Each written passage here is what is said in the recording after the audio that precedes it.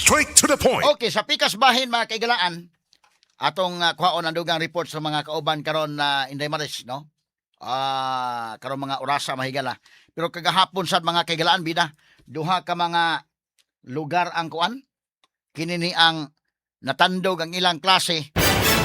Gumikan kay dunay nag-chat, dunay palakad sa social media nga kuno mamusil og mga bata. Straight to the point. Unya lagi sa bag-o pa man ning panghitabo sa Tacloban nga dunay duha ka mga minor de edad estudyante na musil. Unsabay nakaon to mga bataan ni suod sa eskwela na musil. Patyan ko to yung tawag mga estudyante. Sa muna nga gamay karong hulga mahadlok gyud ang mga estudyante. Mo ni mga panghitabo ron. So gahapon diri sa Talisay og inguman sa Konsolasyon way klase kay gisuspenso ang klase tungod ining maong screenshot nga gisabwag mga higala. Kining screenshots warning nga diha sa eskwelahan dunay pamusilon alas 7 kuno sa buntag ngadto sa alas 9 sa buntag.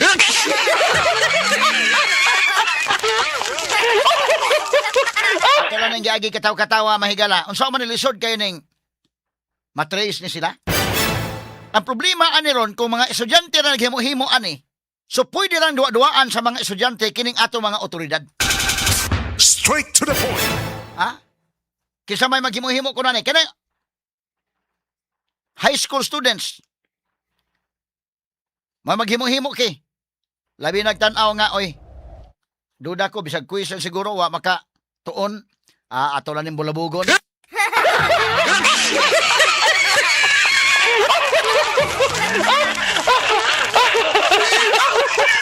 Dako na ning insulto ron sa atong otoridad. Kadtong giingon nga SIM registration law. Kana manggong naay bomb threat sa Palace of Justice, naay bomb threat sa City Hall, inana. Insulto na sa atong mga otoridad nga dili mahigala masakpan kinsa nagbinuang ana. Kay di masakpan magbalik-balik pa na. Namo na nga dunay mo text na bomb threat na sa kunana, di maundang ang hearing. Sa City Hall sad maundang ang trabaho. Ang mas grabe ron nga insulto kung ang naghimo-himo ani mga estudyante ra sa high school.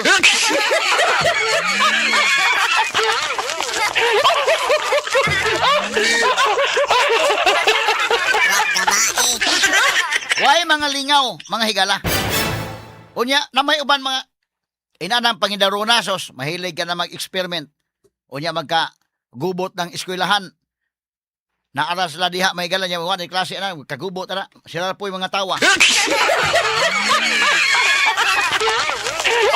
So, kahapon, of course, with due respect, mahigala sa mga mayor, aning mga lungsod, nihimo slag mga lakang sa yun. Di man po nimo maayo nga imo lang ng ibaliwa ng inana. Kaya basin, simbako lang palayo, pito kalawad o tinuod.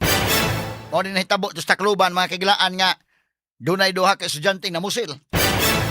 So muna nga, ang mayor sa Konsolasyon gahapon, si Mayor Teresa Aligado, o si napulsa pagdeklarar sa suspension of face-to-face classes in at least 8 public elementary and high schools. Straight to the point. 8 ka mga eskwelahan sa elementary high school, Y klase. Ingo mayor, okay, declare ta Y klase. Ang hinungdan kadto ra gyud mga higalang screenshot nga naay mamusil. Of course, with due respect, mayor, uyon ko mahigala nga ato gyud safety mga bata. Ang problema gud ani kung basin lagi ni mga bata alagi Inday Maris og nangatawa ra ni pagkahuman. Laliman ka gahapon. Tungod ini mga higalang screenshot nga dunay mamusil. Mamusil o estudyante. Between 7 o'clock kuno to 9 o'clock. Pila ka eskwelahan ang white klase diri sa may Konsolasyon. Ha? Ang affected schools mahigala mao ang Konsolasyon National High School, San Isidro Narciso School, Tayod National High School, Tayod Elementary School, Tulo-Tulo National High School, Tulo-Tulo Elementary School, Tugbungan National High School, ug Tugbungan Elementary School. Ang talisay pod mga higala usa ka eskwelahan disuspenso sa klase as a precaution, no? Mga higala kasimba ko uroy. Wa lang gikumpiyansa simba ko uroy matinuod, simba ko palayo pito ka laod. Suway klase. Naundang. Mo na akong giingon. Kung insulto mga higala sa otoridad, no? Ang atong kapulisan atong taga NBI, may siguro makatabang to si John Mark Kalilang kay mayong katos Kalilang, mayong kato nga digital expert man kato, naka-training gutog duha ka semana.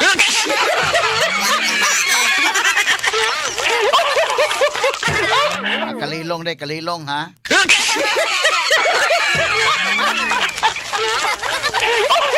Patabangon nila na. Ha? Patabangon nila. Nga matrace kining mga tao nga mga himo ginani.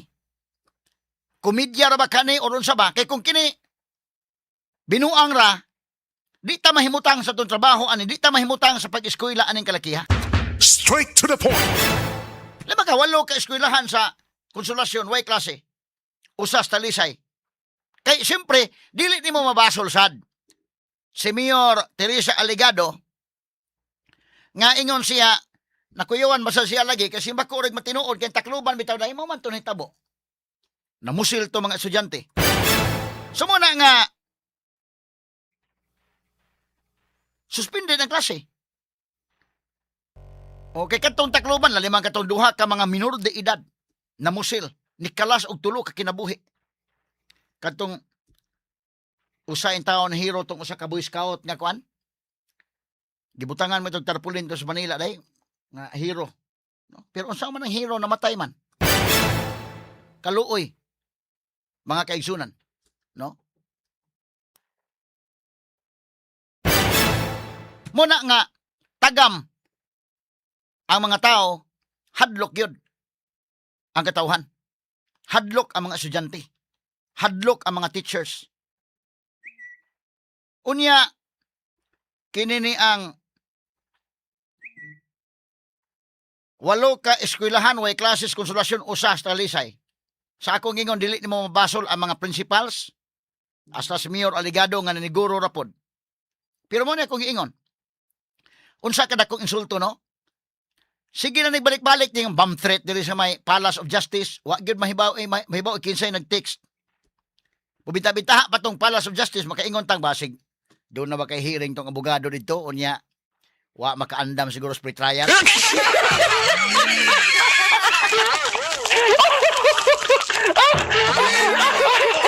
Doon na ba kay witness ito baka doon na ba kay kuan nga kaso baka nga ayay wa mabot atong witness.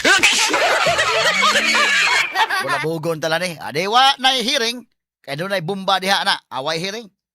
Ako pangutana unsa man na pag-trace sila wa man ma-trace gyud. Kanang City Hall ha. Kapila naman nandun ay bomb threat ang City Hall. Undang ang trabaho City Hall. Undang. Insulto ka na sa otoridad. Ang mas labing insulto ron kini mga eskwelahan, mas dakong insulto nga naman, kay ba mo unsa? Malagmit estudyante ra, may naghimo-himo aning mga inani nga binuang. So dili kaapas ang ato mga expert, asa man tos Kalilong, John Mark Kalilong man to day. Ito ba, first witness sa impeachment ba? Gamita to dili ka expert man kato naka-training utog duha ka semana.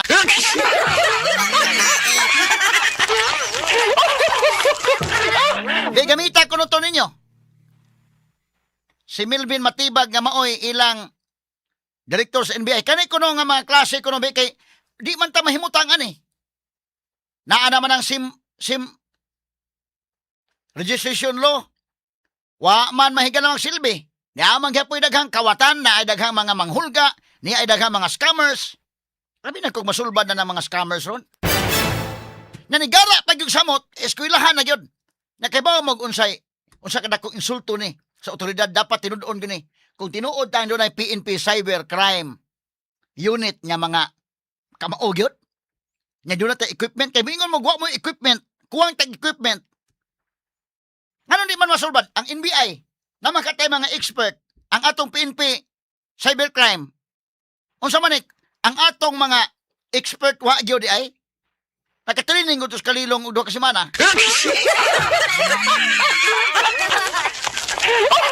Kay moingon nga kuwang og equipment, dili masulbad kay kuwang og equipment ang atong cybercrime unit, ang atong NBI. Stila no? Nganong makuwang man tag-equipment nga ngani si Marcos mapalupad na maganig racket?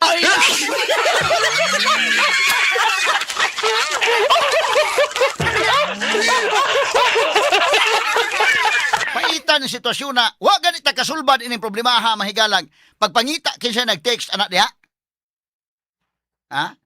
Mo nagingon mo pa-release na tag racket ngadto sa kawanangan. Wa magani ma-release ang national ID.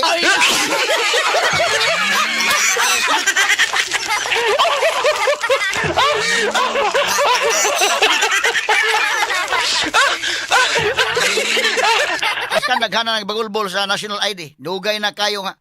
Wa pa man releasean to doon. Sumaunhan na ang national ID og release sa racket.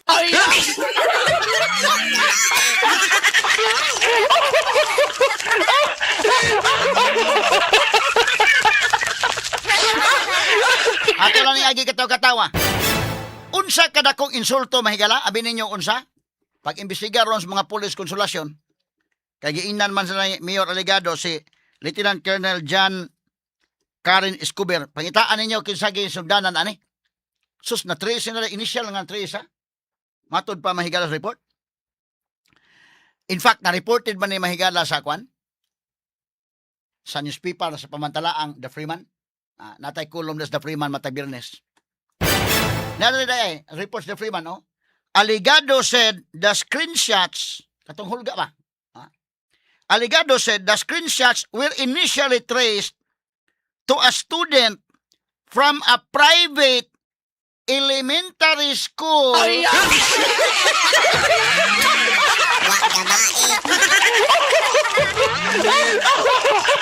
Private elementary school ha, in Barangay Kasili. Jesus, Ginoo ko.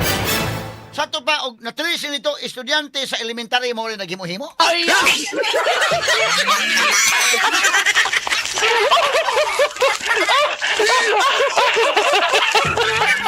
Ato lang yagi katawa-katawan eh. Di na gyud mga higala magukod sa atong otoridad na hay naman ito mga expert sa PNP Crime Laboratory. PNP Cybercrime Unit. Hay naman ito mga expert sa NBI. Ha? Og unsa may problema og kuwang tag equipment di kana may unahon nato una pa ng racket ipalupa.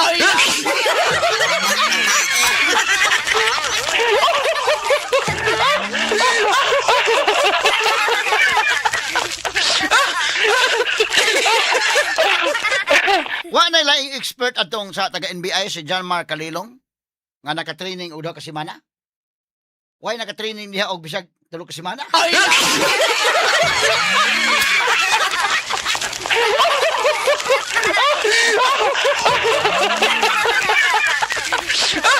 Inganlan mo to lang expert kay naka-training ko na may kalag 2 weeks. Jesus, Ginoo ko naka-training ko ng Oracle. Usa ka semana ra gyud to ako hinon to sa Iloilo Inday Maris. Kami paps kuyog dito. Buyke. Ikaw Buyke, kamaon na ka sa Oracle Buyke. Usa ka semana, bidag na punan paglaing usa ka semana Buyke, expert unta.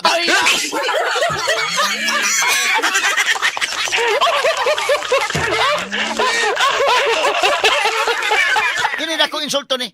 Wa pay insulto na daan tong Palace of Justice dinagko man tong tao.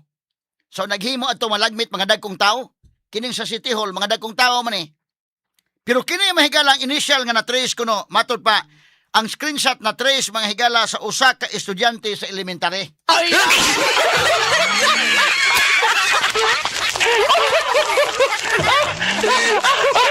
Sa ato pang atong mga otoridad doon giduaan na lang mga elementary students. Hindi na to matrace ni.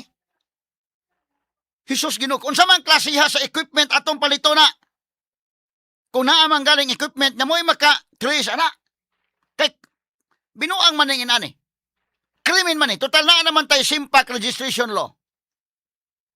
Wa man magsilbi oy. Wa magsilbi. Mao kana nga makaingon ta mahigalabi na. Ginini ang suna ni PBBM. Kaingon na kita may galag. Sus, Ginoo ko. Ato pa i-discuss tong Paxilica, ha? Dako pa kayo mahigalang sigutanan tong Paxilica. Pero naminaw ta mahigal, balikan ta sa Romualdez unya. Nadugay paminaw nako. Okay na tatong uban. Sus, pag ingon mo palupad og racket agoy.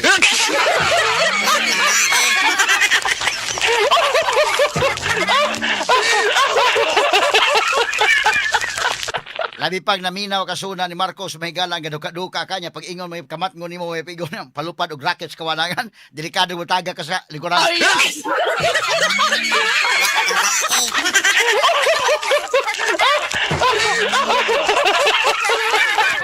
Nindot ng tato mga higala pero pag ingon palupad og racket Jesus.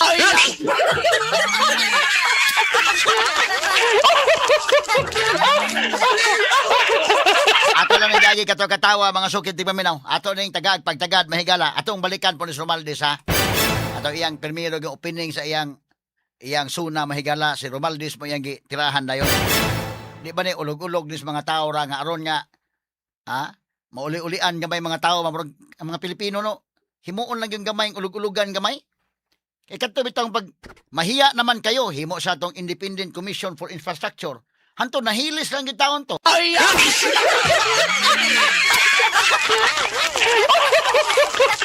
Unsa may nahimo atong Independent Commission for Infrastructure?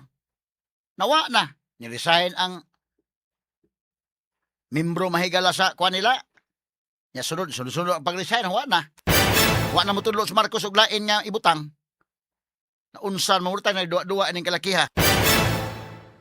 So mo ni mga higalay dakong problema mga sukit tig paminabalikan to gamay ni Romualdez katong iyang gingon ni Marcos ha atong i-analisar maayo mga kaigalaan.